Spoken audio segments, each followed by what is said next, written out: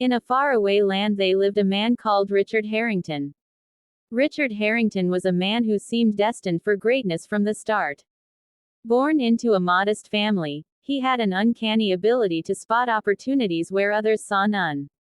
By the time he was 30, Richard had built an empire in the world of real estate, buying and selling properties with such precision that people began to call him the Golden Touch. His portfolio grew exponentially, and soon, he was living in a mansion overlooking the city, with a fleet of luxury cars and a private jet at his disposal. Richard's wealth wasn't just about money, it was power, influence, and status. He was the talk of the town, a regular in high society circles, and his opinions were sought after by the most powerful in the business world. But with all his success, Richard developed a sense of invincibility. He began to take bigger risks, betting on projects that were speculative at best, and outright reckless at worst.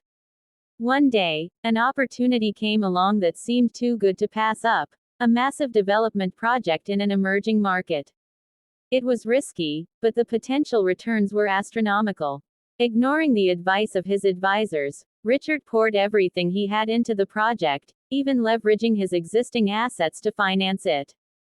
For a while, it seemed like his gamble would pay off. The development was progressing, and investors were lining up to get a piece of the action.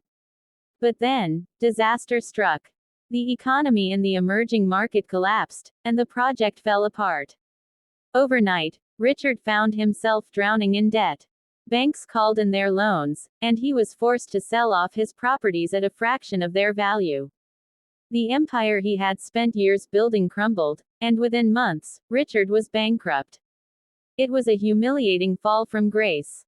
His mansion, his cars, and his jet were all gone, and so were the people who had once flocked to him in his glory days. Richard found himself living in a small apartment, scraping by on the little he had left. But he refused to give up. Determined to rebuild his life, Richard took a job at a small real estate firm, starting from the bottom. It was a humbling experience, but it taught him valuable lessons about patience, caution, and the importance of listening to others. He worked hard, saving every dollar he could, and slowly began to rebuild his network. Years passed, and Richard began to find his footing again. He invested in small, safe properties, growing his wealth cautiously this time. He no longer chased after the grandiose projects, but focused on steady, reliable income streams. Over time, his fortune began to grow again. He was careful, strategic, and most importantly, humble. By the time he was in his late 50s, Richard had rebuilt a significant portion of his wealth. He wasn't as rich as he had been in his prime, but he was wealthy enough to live comfortably and secure in the knowledge that he had learned from his mistakes. This time, his wealth was built on a solid foundation, with no shortcuts or risky bets. Richard Harrington had come full circle. He was rich again, but he was a different man now, wiser, more grounded, and more aware of the true value of money.